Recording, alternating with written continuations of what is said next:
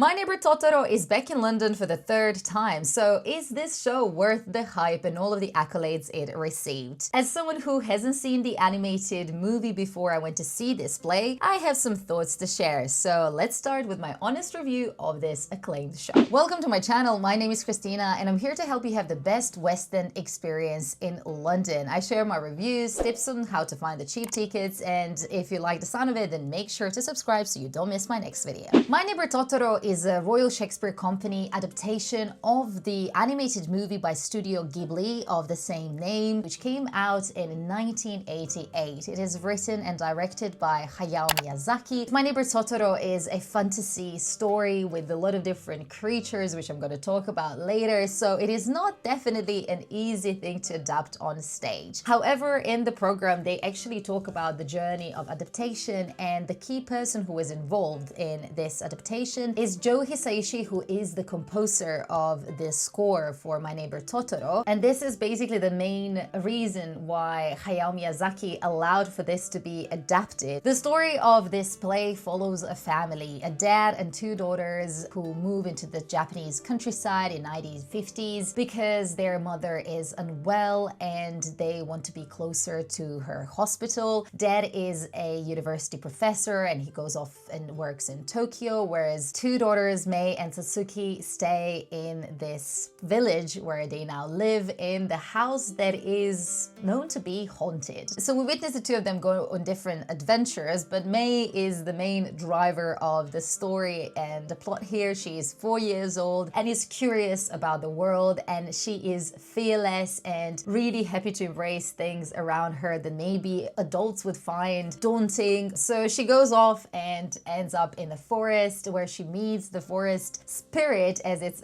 explained to her later, Totoro, this giant, plushy, fluffy creature who she kind of befriends. And Totoro becomes her friend and protection and someone who appears when she needs him the most. But Totoro is not the only fantastical creature. There is also a cat bus and like smaller creatures that are going around. The story is full of these magical moments that are sometimes part of the creatures, but also sometimes part of the nature, and just the wider conversation of how children's minds are just full of wonderful things. And I think the story really leans into it, and it is very special for all generations because it takes you on this very innocent and beautiful journey of discovery. Doing adaptations of beloved animated movies is really hard, but I think when it comes to Ghibli studio adaptations, it is even harder because they live in this very unique world that Hayao Miyazaki has put them in, and it is impossible almost to present them in a way that is believable on stage. However, Royal Shakespeare Company did a fantastic job in so many different ways, and I'm going to talk about some of my favorite ones that I have experienced during this show. Firstly, we have to talk about the biggest and the most important aspect of the show is the puppets. This show really leans into puppetry to bring these creatures from Mei's imagination to life. Starting with Totoro, it is incredibly important to get him right because he's the center of this amazing universe that Mei creates, and bringing Totoro to life has taken quite a lot of attention because it is a very, very big puppet. It is fluffy, it has its own personality and is such a crucial part of the story. So getting him right is probably half of the show. And the best thing about it is that they really did get this right, and Totoro, when he appears on stage, the faces of everyone in the audience, doesn't matter how old the audience members were, just lit up. It is a puppet that occupies whole of the stage, and it is beautiful and fun, and it's so surreal but at the same time real because it's happening in front of your eyes, that the beauty of these two worlds collide and you just start believing the magic on stage. And while Totoro definitely steals the show as the puppet and how it winks and moves, and even like they manage to orchestrate these really little movements of his eyes and body that make him such a living and breathing being. There are smaller puppets that are equally important to creating this magical world of this animated movie on stage. So there are these two also smaller, fluffy Totoro-like creatures who are held by these puppeteers, and you can see them on stage. And all of them together just bring so much of that cheeky and funny and interesting feeling and energy between the all of that. Then there are some additional puppets, and one of my favorite ones apart from Totoro are actually the chickens, which are there for just, I think, one significant scene when we witness this boy Kanto, who is their neighbor, feeding them and talking to chickens about Satsuki, Mei's sister, and how he doesn't know how to talk to girls, and he kind of like is refusing to admit that maybe he likes Satsuki. And the way that this conversation with these chickens who are everywhere and Kanto is orchestrated, and the way that they react and the way that they move is absolutely hilarious, which just gives props to the puppeteering ensemble members who were handling these puppets, because they are bringing so much life on stage with this, and something truly, truly unique that I haven't seen in the West End before. I can't believe that I didn't mention the cat bus sooner. The cat bus is also one more puppet in the show that is absolutely incredible. It is this kind of neon light inflated bus that looks like a cat that takes Mei and Satsuki on a different journey, and also takes Totoro with it. It is probably one of those puppets apart from Totoro that is a bit like, wow, what is this? And all of these creatures are so cleverly designed and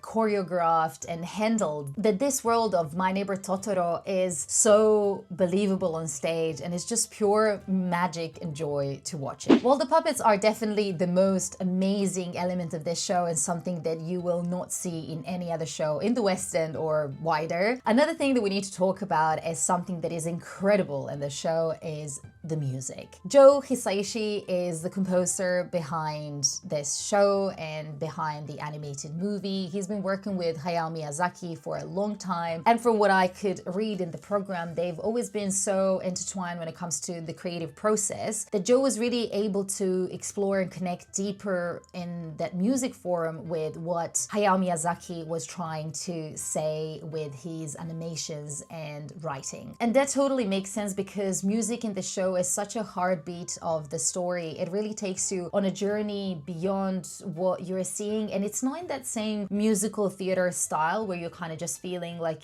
the words are narrated in a song and there's a dance. This is like genuinely that feel of, for example, how music in the movies complements the storyline. That is the type of the music that is in this show. And there is also one singer who at times performs certain numbers, but this always happens when some other things are also happening on the stage. So there's no point where this feels like a big musical number type of thing. But music is such an important aspect of the show, and if you have seen My Neighbor Totoro, you will be familiar with these tunes and Joe Hisaishi's music. The music in this show is really used to enhance the emotion that you're feeling, to help move the story forward, and sometimes it's also there to allow you to sit in the moment that you're experiencing in this story. And all of the musicians are in these tree houses throughout the show, and it is really beautifully designed way to kind of include musicians and to see them on stage, but at the same time make them part of this really magical forest that My Neighbor Totoro lives in. Set design is another thing that brings this story to life with such attention to detail. The whole world and magic of the forest and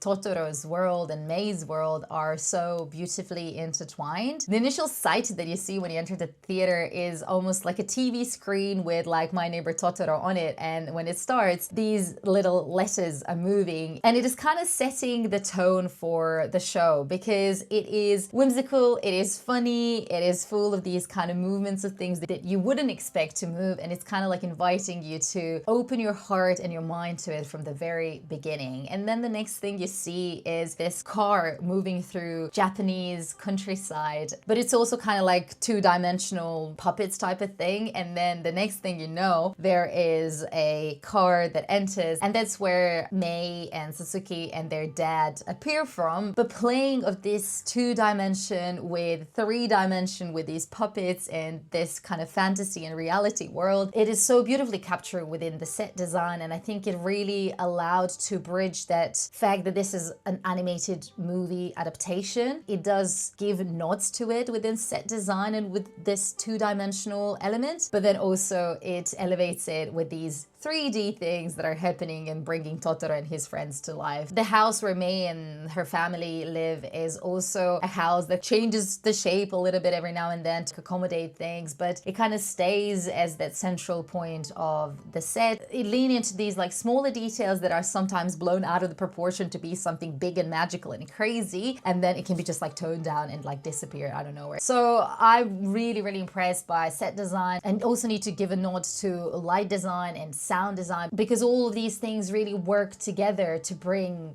that magic that we really want to experience in the theater, and in this case they've done such an amazing job. When it comes to the cast, Victoria Chan is playing Mei, and then Amy Okumura Jones is playing Satsuki, and they're the two lead characters where a lot of the fun and the craziness is coming from, and the two of them have amazing chemistry together. They really act like they're two sisters, and it's also fun to see because Victoria is playing Mei, and Mei is around 4 years old in the animated movie. So while they couldn't get like a 4-year-old to portray this character, I think that Victoria is doing such an amazing job to bring that youthfulness and that impression of a childlike behavior without a lot of exaggeration. She's just like really good at being a kid and being very playful, and giving her a lot of also seriousness. It's not like she's a whimsical kid. It's more like she's a curious kid, and this world that she really believes in is as true as anything else is. Amy is fantastic because Satsuki is in that age where she's a bit more mature. She's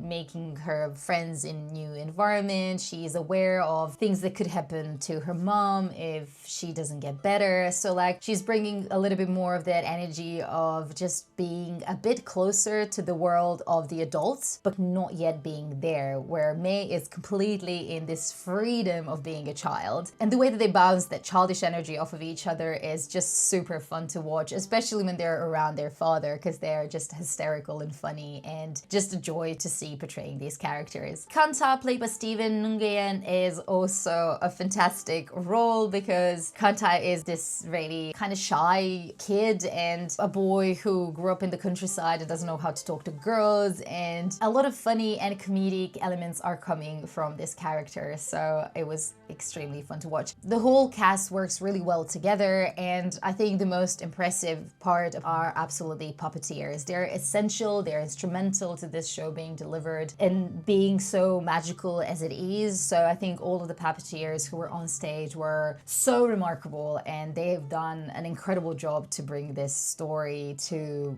audiences live every night. Seeing My Neighbor Totoro is one of those experiences that made me believe in magic again. While, as I mentioned, I haven't seen the animated movie, I loved this story. I love the essence of it. I love the innocence and that childlike curiosity, and it is a story that will resonate with people no matter what age, and for sure is going to fill you with some good energy and happiness. After the show, I had the biggest smile on my face. I felt so connected to the child in me, and at the same time I felt very hopeful about the world, because it is such a heartwarming thing to see, and I think that we need more of these kind of shows, to be quite honest. So if you like everything that I mentioned in this video, you can go and check out My Neighbor Totoro until March 2026 for as little as £15. But if you're wondering how you can get some other cheap tickets for the shows, then check out this video where I'm talking about the cheapest ways to secure tickets in West End.